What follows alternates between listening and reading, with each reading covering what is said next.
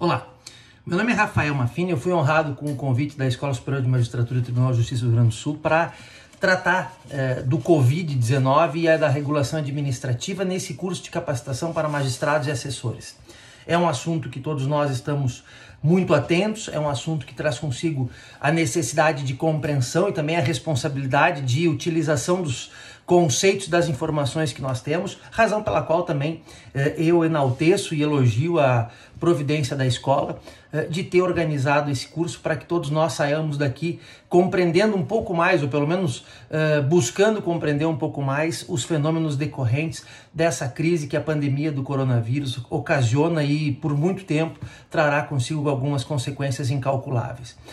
A divisão temática do nosso curso passa primeiramente pela análise da noção de regulação. A noção de regulação, do ponto de vista da regulação administrativa, ocasião em que eu vou propor, inclusive, uma definição de um direito administrativo da crise, de um direito administrativo voltado à solução de circunstâncias críticas.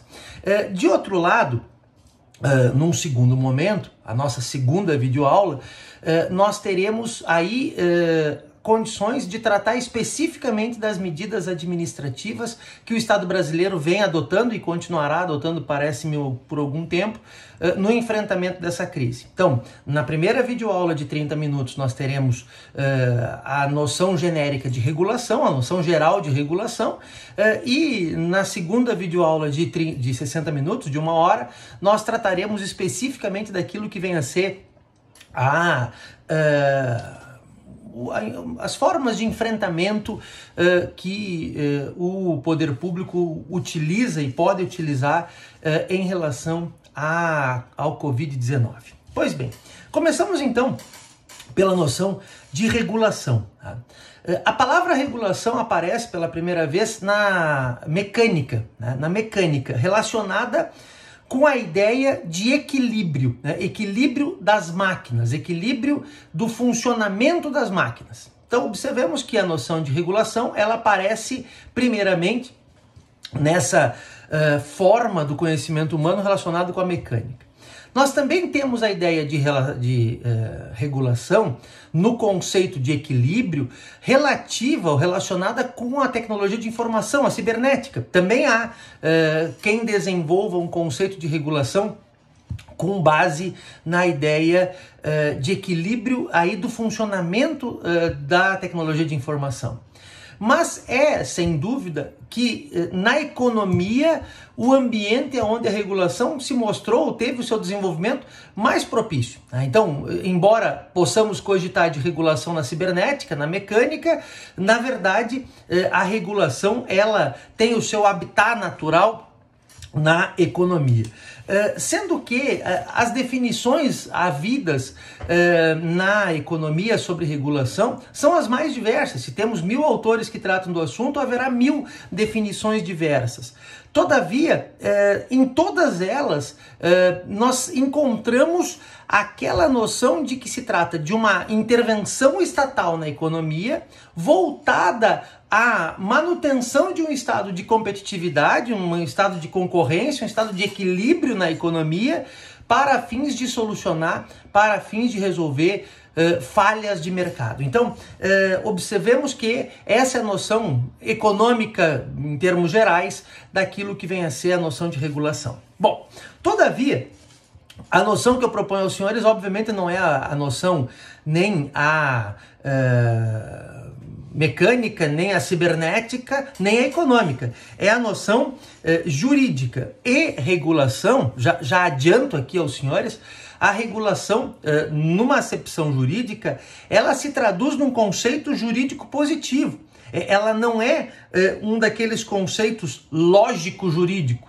Ou seja, aqui, inevitavelmente, regulação dependerá do conjunto de normas que se aplicam para essas formas de intervenção estatal na ordem econômica. Essa é a razão pela qual não existe regulação idêntica em todos os países do mundo. Ou seja, a regulação ela se manifesta de acordo e a partir do conjunto de normas existentes sobre a forma pela qual o Estado atua na economia, na operação econômica, nos agentes econômicos. Pois bem, feita essa observação de que a nossa abordagem será uma abordagem eminentemente jurídica e, porventura, tratando de aspectos que também permeiam outras áreas do conhecimento, mas eu gostaria de salientar que, ainda que tratemos juridicamente da regulação, e é a nossa proposta, nós não podemos olvidar, nós não podemos esquecer, basicamente, aquelas, vamos dizer assim, circunstâncias de fundamentos não jurídicos, né? Entendam-me bem, a abordagem é jurídica, analisaremos a regulação numa perspectiva jurídica, mas nós temos de encontrar fundamentos que são fundamentos não jurídicos, extrajurídicos, para compreendermos o modo através do qual o Estado atua na economia. E a doutrina costuma dividir esses fundamentos basicamente em 2 pontos. Fundamentos econômicos e fundamentos políticos. Explico uma vez mais para não gerar confusão. Eu não estou propondo a análise econômica da regulação, nem a análise política da regulação.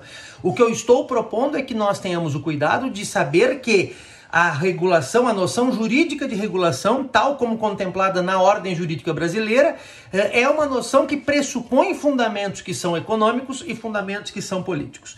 E aqui eu já vou tentar tratar desses fundamentos olhando para o que vivenciamos nessa crise do Covid-19. Vamos lá, fundamentos econômicos. Maximização de lucros e de benefícios sociais. Isso, senhores, eu costumo dizer, quando eu digo que o fundamento econômico da regulação é maximizar lucro e maximizar benefício social, observemos todos que isso é mais ou menos como dizer que o processo civil tem que ser célere e seguro. Ora, enquanto mais célere, menos seguro. Enquanto mais seguro, menos célere. É que nem como dizer que a indenização na desapropriação tem que ser justa e prévia. Ora, a justiça pressupõe um amplo debate, a condição de prévia indenização pressupõe a ausência dele.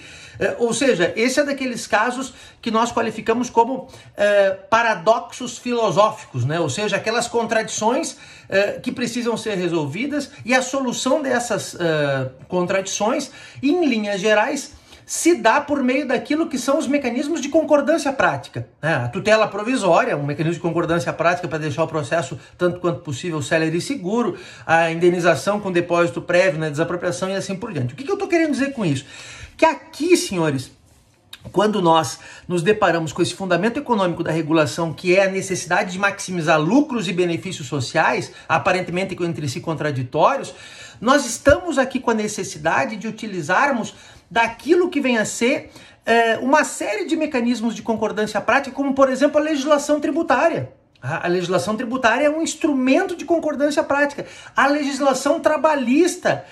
Senhores, ontem, até para situar no tempo, eu estou gravando aqui no dia 2 de abril essa nossa primeira videoaula. Ontem foi assinada a medida provisória, que seria a segunda medida provisória relativa aos instrumentos trabalhistas de contenção dos efeitos econômicos da crise. Então, assim, o que eu quero salientar aos senhores é que nós também temos que compreender que na regulação existe a necessidade de termos atenção em maximizar lucros e maximizar conquistas sociais de modo concatenado.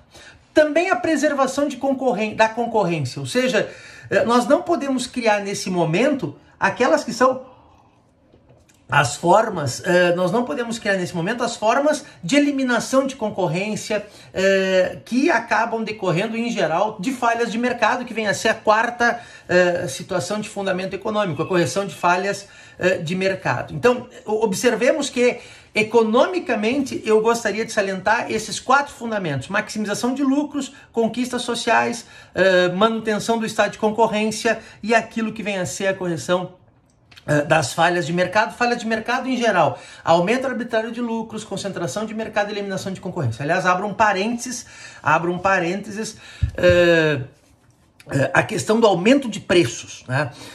Eu gostaria de salientar, e isso é muito evidente, Casualmente eu atendo um cliente que teve que se reunir, nos reunimos virtualmente com o superintendente-geral do CAD sobre isso. Né? O que acontece é que a falha de mercado não é aumento de preços. Isso aqui é muito importante nós justificarmos. A falha de mercado é aumento arbitrário de lucros. Tá? O que eu estou querendo dizer com isso? Que se toda a cadeia econômica tem os seus preços majorados por redução dos insumos, por de alguma forma raridade dos insumos e assim por diante, é óbvio que toda a cadeia vai ter uma precificação ampliada. Eu vou citar, senhores, assim, casualmente é cliente meu, uma associação, é cliente minha, uma associação que trata de equipamentos médicos e hospitalares. E eu tive que estudar nas últimas semanas, relativamente a fundo, a questão da cadeia da importação das máscaras, essas que são utilizadas no ápice do enfrentamento do Covid. Senhores, até esse é o tipo de informação que eu não passo para minha mãe. Minha mãe adora uma teoria de conspiração.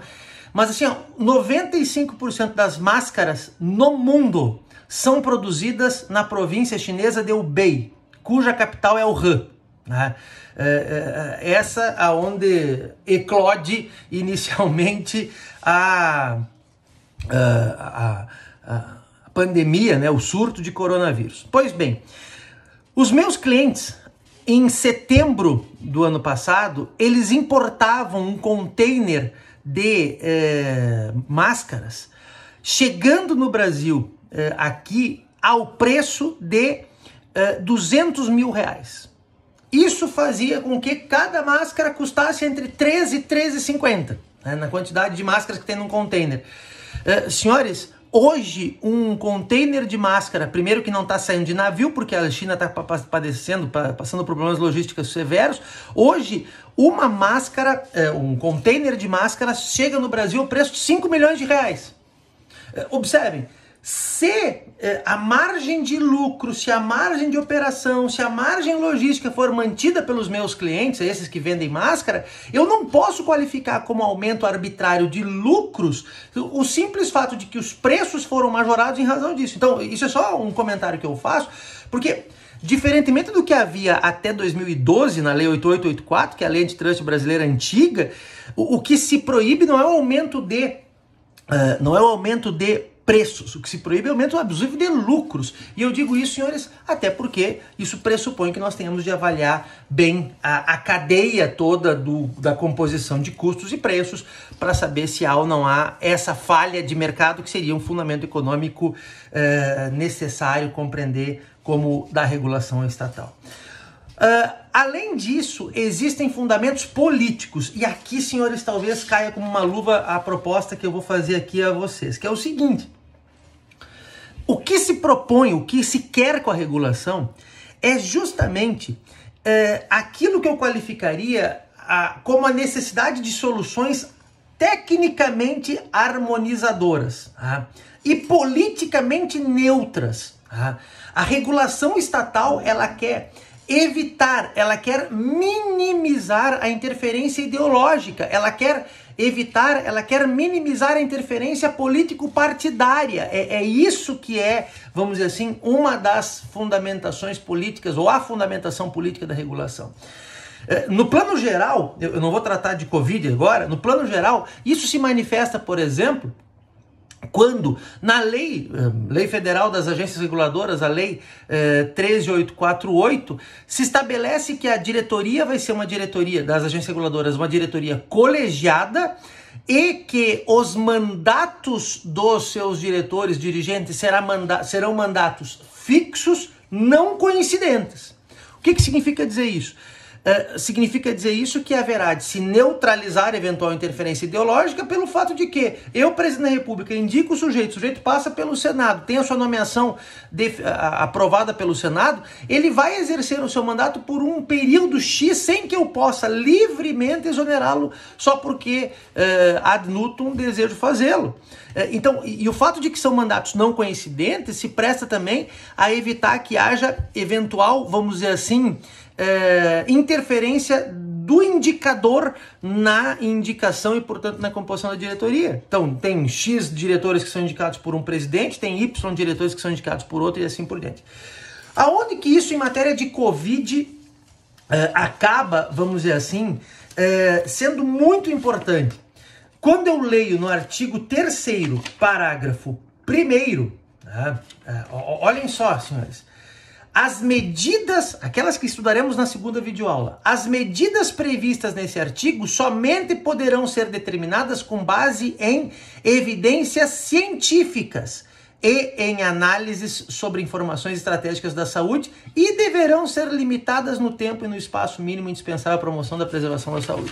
O que significa dizer, senhores, que não é possível, não é cogitável que só porque humores ideológicos, humores governamentais existam, se deixe de adotar ou se adotem essas medidas restritivas, todas as quais haverão de estar fundamentadas em evidências científicas e estatísticas, como nós analisaremos mais detidamente na segunda videoaula.